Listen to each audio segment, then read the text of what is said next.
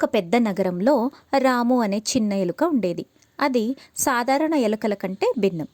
రాముకు వంట చేయడం అంటే చాలా ఇష్టం. ప్రతిరోజు నగరంలో ఉన్న పెద్ద రెస్టారెంట్ మూసివేసిన తర్వాత రాము వంటగదిలోకి దూసుకు వెళ్ళి చెఫ్లు వంట చేసే విధానాన్ని ఆసక్తిగా గమనించేది. రాముకు ఒక కల ఉంది. అది గొప్ప చెఫ్ కావాలని.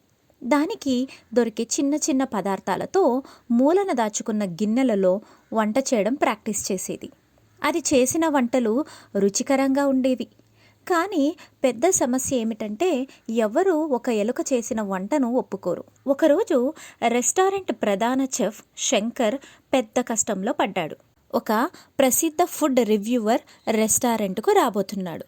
కానీ సహాయక చెఫ్ అనారోగ్యంతో ఉండడంతో శంకర్ ఏం చేయాలో తెలియక ఆందోళన చెందాడు. ఇది గమనించిన రాము శంకర్కు సహాయం చేయాలని నిర్ణయించుకుంది.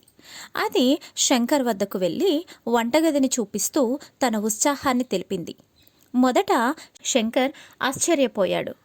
ఒక ఎలుక వంట చేస్తుందా అని. కానీ రాములోని ఉన్న నైపుణ్యాన్ని గమనించి దానికి ఒక అవకాశం ఇచ్చాడు. రాము వంట చేయడం మొదలుపెట్టింది. తన చిన్న చిన్న చేతులతో వంటను చాలా శ్రద్ధగా చేసింది. రాము చేసిన వంటకం అద్భుతంగా తయారైంది. ఫుడ్ రివ్యూవర్ దాని రుచి చూసి ఇది నా జీవితంలో తిన్న అత్యుత్తమైన వంటకం అని ప్రశంసించాడు. ఆ రెస్టారెంట్ పేరు అలా మారుమోగిపోయింది. కానీ ఆ వంటకం వెనుకున్న రహస్యం బయటపడినప్పుడు అందరూ ఆశ్చర్యపోయారు.